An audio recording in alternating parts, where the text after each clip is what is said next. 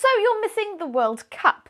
Nightly trips to the pub are suddenly not quite as socially acceptable as they were, and you find yourself aimlessly staring at the television hoping that someone somewhere will give you something to fill that void.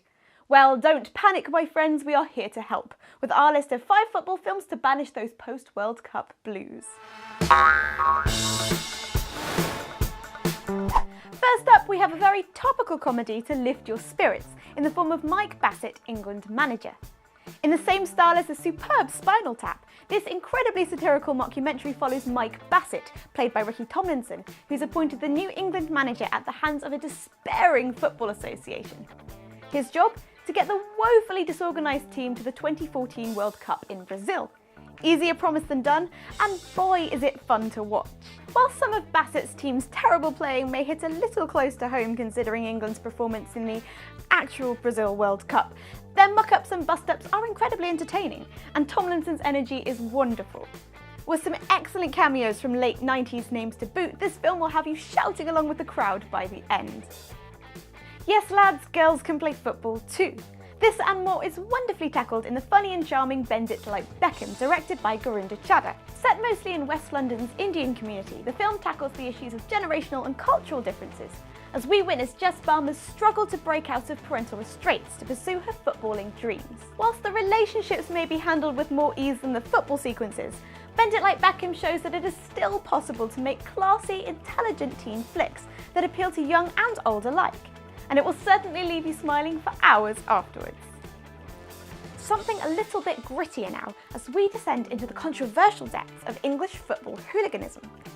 The Football Factory is not a reflection of the glamour of Premiership football, but more a brutal look at the violent team rivalry caused by the esteemed game, as protagonist Tommy Johnson begins to question the life of violence, drugs and alcohol he is living. Now this film is not scared of violence, it's pretty brutal. But the violence does not seem unnecessary, and it's accompanied by real emotional depth in all of the film's characters. Despite the macho exterior of this film, the real story comes from the complex relationships bred by such environments, and the Football Factory conveys these excellently. And next up we have The Damned United.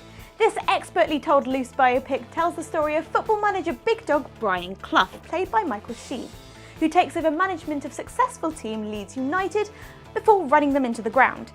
Clough's obnoxious yet insecure and conflicted character is brilliantly handled, with his smug and overpowering mannerisms cleverly contrasted with the brash bravado of his players.